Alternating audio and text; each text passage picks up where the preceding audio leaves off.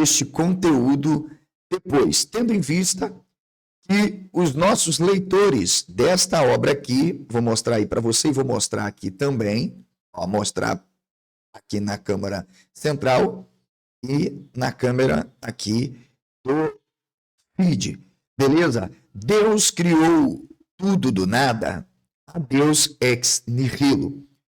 Por que eu decidi trazer esse conteúdo? Porque além dos meus leitores, já está um acirrado debate no YouTube de pessoas sem qualquer formação, pessoas que até são bem intencionadas a tratarem do assunto, mas se percebe que tudo fica num campo do ceticismo, do ateísmo ou da teologia, diretamente ignorando toda a dimensão da cultura, da tradição, da linguagem, da linguística, né, da filologia, da obra chamada Bíblia Hebraica num todo. E aí alguns que acabam acreditando que existe um Deus realmente que criou tudo do nada, um Deus que criou céus e terra, né, que houve uma sessão espírita incorporativa num jardim chamado Éden, onde uma serpente conversa com uma mulher. Então, essas pessoas acabam, de alguma forma, interpretando o texto como uma descrição da realidade, isto é, uma descrição histórica realmente, quando os textos eles não são absolutamente isso. E hoje nós vamos, então, trazer para você que está me assistindo e para quem vai acompanhar depois a publicação deste conteúdo, e aí sim, compartilhando minha tela com tudo que a gente vai apresentar.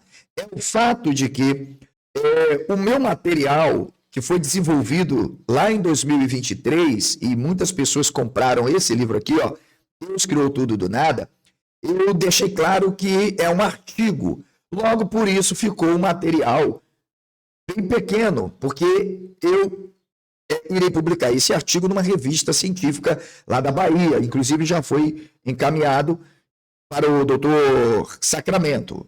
Ok? Então, eu falei, beleza, a gente vai, então, agora sim, aprofundar muito mais o nosso trabalho para que as pessoas entendam. E aí eu separei uma parte desse livro, tá, desse trabalho, que tem a ver com algo que eu tenho falado aqui nesse livro aqui, olha, que aí sim é a minha tese, que é, olha, Javé é o Baal, a guerra entre os deuses, onde vou mostrar, primeiro, que não existe Deus em nenhuma cultura.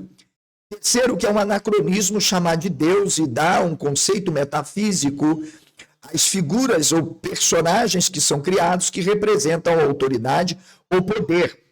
Fiz um desafio para qualquer doutor, historiador ou mitólogo do Brasil ou do mundo que queira trazer para mim qualquer evidência de que as formas artísticas, epigrafias, iconografias, textos, ok? Propagandas designavam um culto aos deuses e não aos homens, aos heróis. Também trouxe outras obras, né, que sobram aqui para mim, onde eu procurei mostrar que em qualquer cultura, mostrar aqui para você que está me assistindo, ok? Que em qualquer cultura, os homens, isto mesmo, é quem eram, na verdade, transformados em heróis, guerreiros, eram-lhes conferidos atributos, seja na cultura egípcia ou na cultura sumeriana. Também tem um outro livro aqui, que eu procuro sempre trazer, né, como forma, não vou pegar não, ok? E aí, nesse capítulo aqui, onde eu vou falar sobre a reconstrução própria de Judá, mostrando que um caos já houvera sido implementado, um texto que me mostra, que me faz consolidar a hipótese de que Judá é o leão, com Javé, o seu líder tribal. E há uma guerra muito grande contra aqueles da dinastia do touro, ou seja, o norte. Se na Suméria isso era comum, ali no Levante também isso está evidente. E aí fica-se uma pergunta importante, que é o cerne do nosso trabalho. Como podemos compreender a dimensão mítico-poética de Gênesis capítulo 1, verso 1, que nós chamamos de Bereshit, Bereshit, Perek Ahat, Pasuk Ve'ahat, capítulo 1, verso 1. Eu vou olhar para cá e vou olhar para cá, porque eu estou também gravando e mostrando a minha tela, ok? Vou mostrar aqui rapidinho para você, ó, beleza? Ou eu posso simplesmente fazer isso aqui, ó, porque eu estou gravando, tá, pessoal? Tá vendo a minha tela aí, ó? Ó, eu estou gravando, beleza? Então, eu irei descrever. Quero deixar claro que só esse livro aqui no lançamento foram vendidos mais de 2.000 cópias, ok? Só no lançamento, beleza? Esse aqui, porque é um livro barato, ele é um artigo que eu publiquei, você tá vendo? Inclusive eu trago aqui professor Fábio Sabino, tem uma passagem muito boa que eu destaco aqui do projeto do Sabino, doutor Oswaldo Luiz Ribeiro, o Rúmel, a Jeremias, tem vários autores, tá? Que eu vou tratar desenvolvendo a minha pesquisa. Pois bem, dito isso, então a gente pergunta, peraí, como nós podemos trazer uma resposta? E aqui eu não estou discutindo Deus em sua dimensão metafísica, por favor, não venham para cá. Não. Primeiro é preciso você delimitar o teu objeto. Por isso que eu vi um vídeo do Toshio participando, chega a ser vergonhoso chamar aquilo ali de debate, entende? Porque as pessoas precisam primeiro delimitar o seu objeto. De que Deus estamos falando? Então eu não posso querer discutir a ideia de um Deus dentro de uma estrutura filosófica ou metafísica e achar que esse Deus dessa estrutura filosófica e metafísica que eu estou discutindo é o Deus bíblico. Coisa absurda do ponto de vista. Porque esse Deus bíblico não tem nada a ver com qualquer questão metafísica, gente. É algo vergonhoso. Tá? O Deus criado bíblico nem Deus é. Então isso por si já acaba o debate. Beleza? E aí nós vamos entender Jeremias, capítulo 2, verso 5, para provar e consolidar a minha tese aqui do Javé, que se tornou Deus da aliança, que não era Deus, era um simples guerreiro, o líder tribal, o tetragrama chamado Yud-Re-Vav-Re, ou epíteto Iá-Iau, era apenas uma designação, uma insígnia de um líder, assim como El para o Levante, assim como Baal ali naquela estrutura também. Por isso tinha-se Baal, Balaim, Senhor e senhores, El, Elohim, Senhor e senhores. O nome Deus é uma invenção nossa. O nome Deus é um anacronismo. Quando falamos Deus, para concebermos algo metafísico, o conceito de Deus não tinha absolutamente nada a ver com questão metafísica, tinha a ver com o poder político exercido por um líder, fosse um rei, fosse um imperador, fosse um líder tribal, chefe de um clã. Eles eram, inclusive, deificados, eles eram cultuados, venerados, e, inclusive, eles recebiam tributos. O próprio livro, a Bíblia hebraica, refuta a ideia de Deus, quando diz que os próprios homens faziam imagens conforme os seus homens, e a eles adoravam, ou seja, os homens eram divinizados numa perspectiva não metafísica, mas política. E é por isso que na minha série Estudos Exegéticos Aprofundados da Bíblia Hebraica, em 6 volumes, R$420, estou fazendo por 400 esse mês, devido a algumas dívidas que eu tenho para cumprir. Então, são 6 volumes. Um dos volumes, que é o volume 1, eu vou tratar dos homens como divindades. Ou seja, eu dediquei de 6 volumes, um volume para tratar disso. E você poderá adquirir. Agora que você chegou aqui, eu quero pedir a você que sente o dedo no like, que compartilhe, que você possa convidar outros colegas para estarem aqui, que você também, se não pode mandar um super sticker para eu ler o seu comentário, um super chat, um super fã, porque eu não lerei esse comentário, só lerei comentário de membros e apoiadores do meu canal. Então, já para aliviar o seu cansaço, você não precisa mandar comentário e pergunta nenhuma, se não for com super chat, super sticker ou com Pix. O meu Pix fica aí na descrição, beleza? Então você pode mandar via Pix. Vou pedir aí alguém que coloque o meu Pix aí, Porque se a pessoa, mas eu não tenho um cartão, não posso mandar super stick, eu não posso mandar superchat, então manda um Pix e aí faça a sua pergunta, eu confirmo o Pix, beleza? Porque afinal isso aqui é meu trabalho. Eu não estou aqui por hobby, não estou aqui para passar tempo. Tudo bem? Vamos lá então. Jeremias, capítulo 2, verso 15. Ele é o texto que, com outros, fortalecem justamente a minha tese. Está aqui, ó. Ok? Fortalece a minha tese. Beleza? Que é o fato de que Judá, na figura de Hashem, ou Adonai, que é o Yud Revaverê, está dentro de um contexto de dominação e, portanto, de formação de uma estrutura dinástica que quer se consolidar como centralizada, suprema. Tudo bem? Porém, a tradição sacerdotal, ela também reconta, isso chama-se mito, ela reconta e conta a história desses enfrentamentos e desse embate. Então, eu lerei para você Jeremias, capítulo 2, verso 15, só para você entender. Olha o que está escrito. Os filhos de Leão, presta atenção, os filhos de Leão, quero até lembrar que esses filhos de Leão que aparece em Jeremias não é o termo Ari. Ari.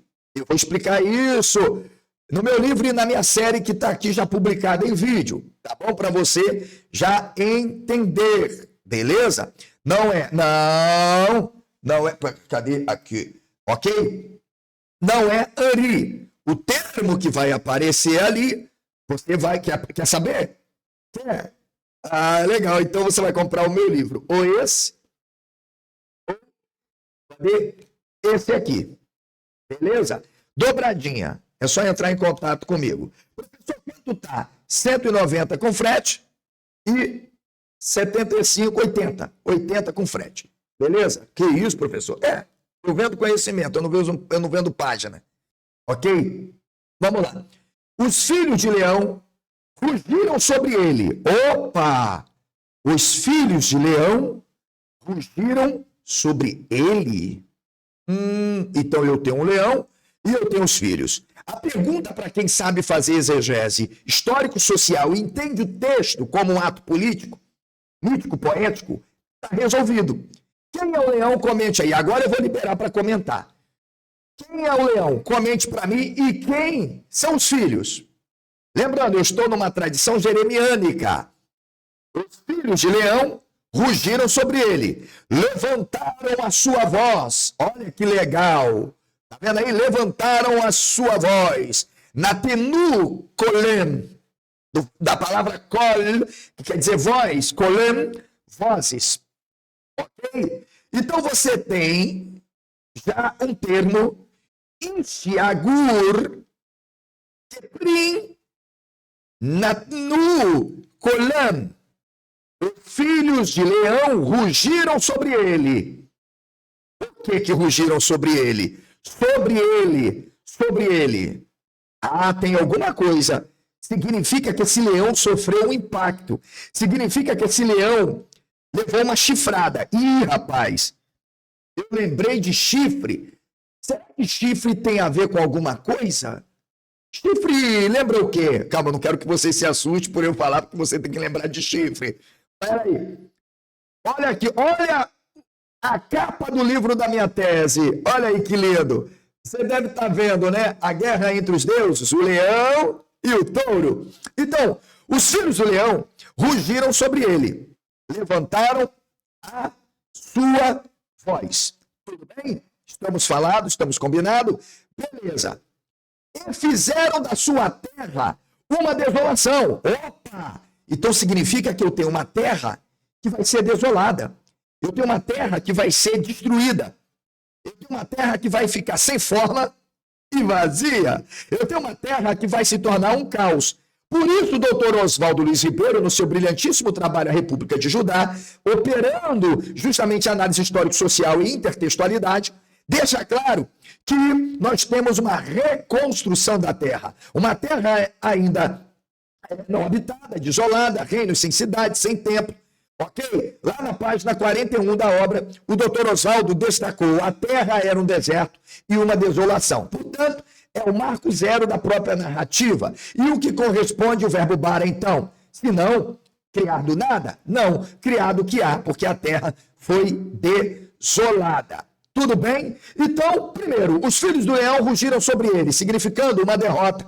Levantaram a sua voz, clamaram, porque houve uma desolação. Fizeram da sua terra uma desolação, significa a invasão que nós temos não é de Samaria, porque esse texto não é para Samaria, porque o leão não pertence a Samaria. O que pertence a Samaria é El, o Deus do panteão, de Bet-El. Ok? O que pertence lá ao norte não é o leão, não tem do que o leão chorar. Então o problema é em Judá, a invasão justamente de Sanaqueribe. Portanto, nós temos um texto que vai mostrar que o exército que invade a terra, o exército que inunda a terra, é o exército que invade Judá. Portanto, a desola. Por isso nós temos os profetas afirmando o que, professor? Os profetas dizendo: porque eis que o Senhor, é anacronismo, é retroprojeção, enviarei o meu exército, eu, o Senhor, envio os exércitos como inundação de muitas águas, e eis que a terra se submergirá e haverá uma desolação. Opa! Percebeu a figura de linguagem que todos os profetas vão usar quando está se referindo, ou quando estão se referindo aos exércitos que vão invadir a terra? Eles dizem que eles vêm como forte inundação. Portanto, é teologia não entender a linguagem política, semiótica e totalmente, gente, de boa, né? Figurada, alegórica, usada pelos poetas, porque os textos são mítico-poéticos. Portanto, eles utilizam a palavra água, maim, ou correntes, ou chuvas fortes, ou inundação, para designar forças políticas e bélicas que invadem a terra. E com isso a terra fica submersa, sem forma e vazia. E o que vem depois? É uma reconstrução da terra. Bereshit bara Elohim et hashamayim ve'et haaretz. No princípio, Elohim, não Javé, criou os céus e a terra. Mas que céus? O que você vê? Não.